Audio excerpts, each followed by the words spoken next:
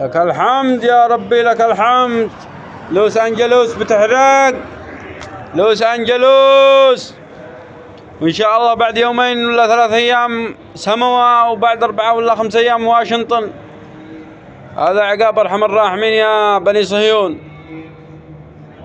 هذا دم الأبرياء في غزة وفي لبنان، دم الأطفال والنساء.